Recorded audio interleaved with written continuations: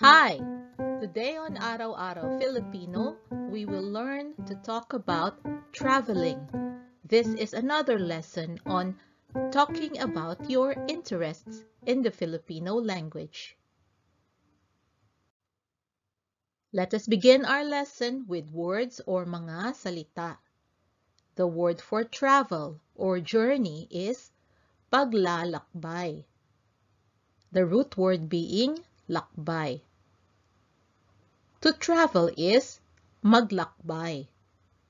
Now to say paglalakbay and maglakbay is a little bit formal for everyday Filipino. What we will commonly use is the word for trip or biyahe. The root word is biyahe. To go on a trip is magbiyahe. And going on a trip, magbibiyahe. There is an even less formal way to talk about traveling or going on a trip. You will hear us say in everyday Filipino that a trip is a lakwatsa and go on a trip is maglakwatsa and going on a trip is maglalakwatsa. In everyday Filipino, a man is called lakwatsero if he is a wanderer, someone who loves to go places or loves to travel. Lakwatsero also applies to someone who will skip classes or skip work just to go somewhere that is fun. And a woman is called lakwatsera if she is also a wanderer and loves to travel. Let us look at a conversation about traveling. I am going to travel in May. Magbibiyahe ako sa May. I am ako. Going to travel. Magbibiyahe. In sa. You are really a wanderer. Lakwatsero ka talaga. You ka. Really talaga. A wanderer. Lakwatsero. Where are you going? Saan ka pupunta? Where, saan? Going, pupunta. To Singapore and Thailand. Sa Singapore at Thailand. To, sa. And, at. Let us continue the conversation with examples on how to say why you like going or traveling to a place. Why do you always go there?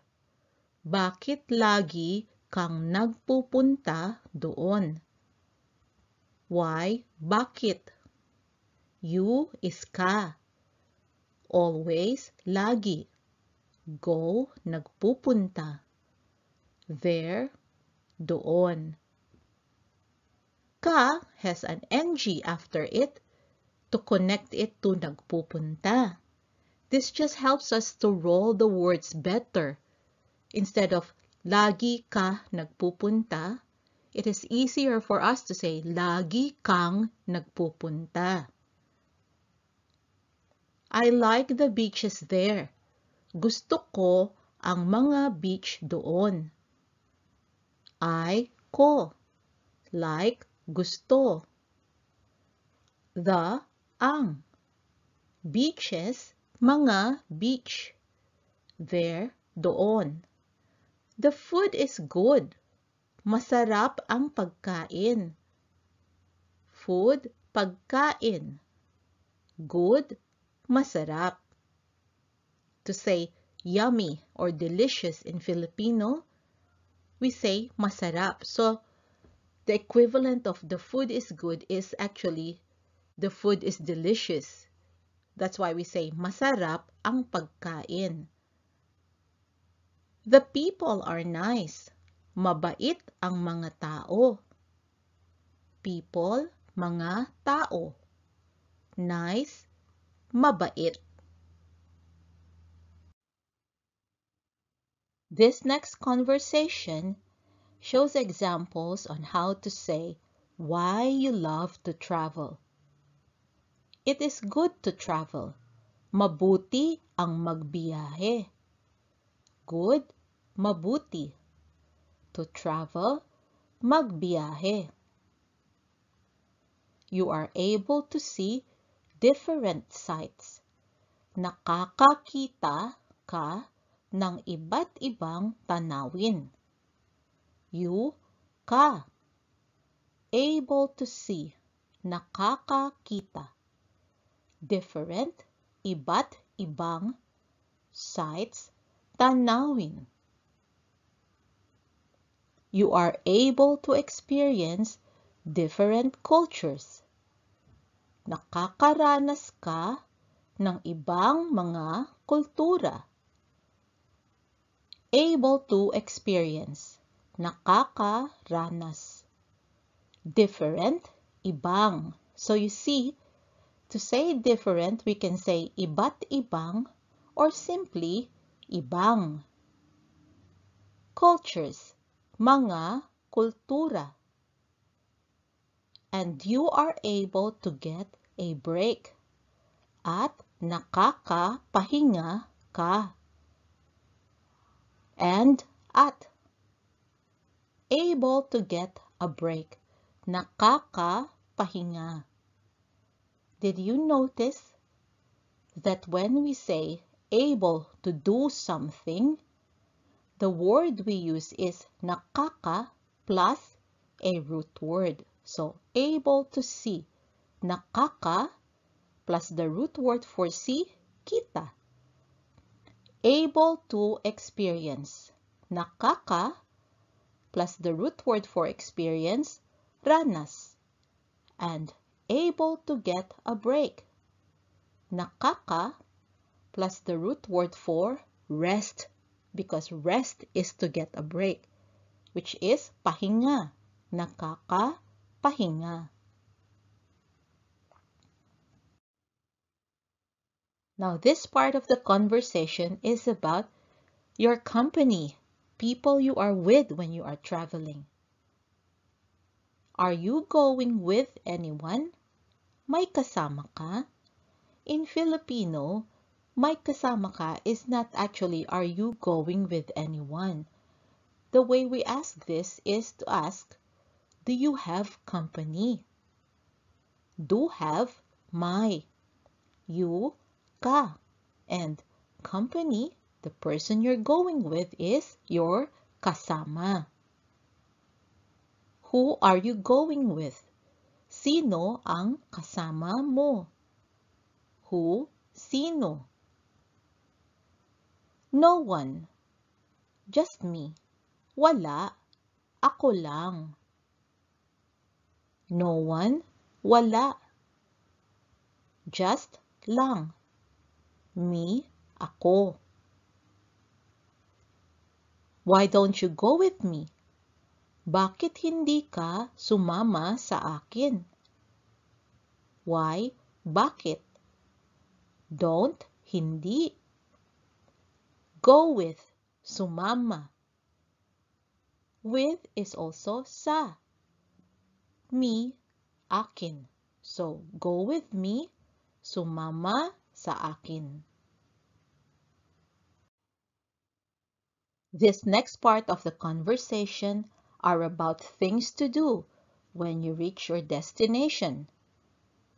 What will we do there? Ano ang gagawin natin doon? What, ano? Will do, gagawin. We, natin. There, doon. We can go to the beaches. Pwede tayong magpunta sa mga beach.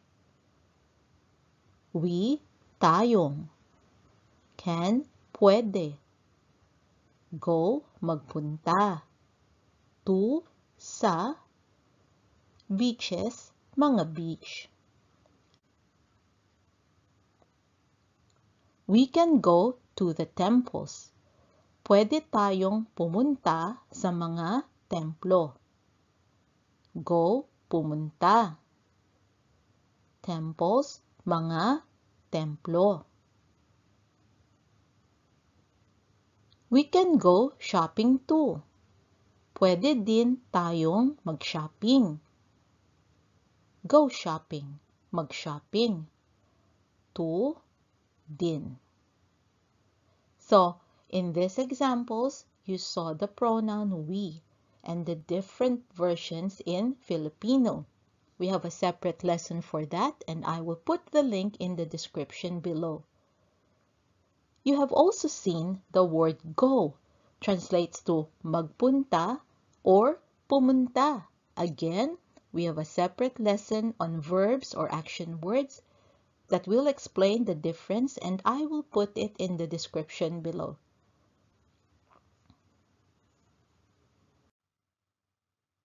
Let us finish the conversation with an agreement to travel together. Go with me. Sumama ka sa akin. Go with, sumama. With, sa. Me, akin. What about the word ka? The English statement, go with me, actually has an implied you. You go with me, and you is ka. Okay, that is fun. Sige, masaya yan. Okay, sige. That, yan. If you have seen our past lessons, you know that the word that is actually iyan in Filipino. There is a letter I in front of yan. But it is very common for Filipinos to drop the letter I and simply say yan. Fun, masaya. Okay, I'll go with you. Sige, sasama ako sa iyo. Ako. Will go with, sasama. With, sa. You, iyo. That is our lesson today, and I hope you found it useful.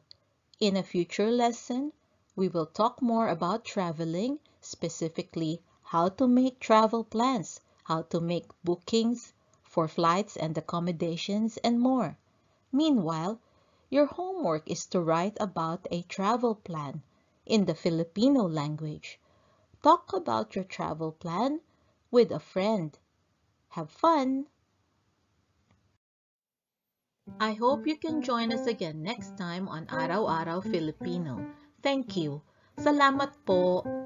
Now, a few words from my son, Max. Thought this video was cool? Watch the next one and like and subscribe to the channel too if you haven't yet. Bye-bye! Bye!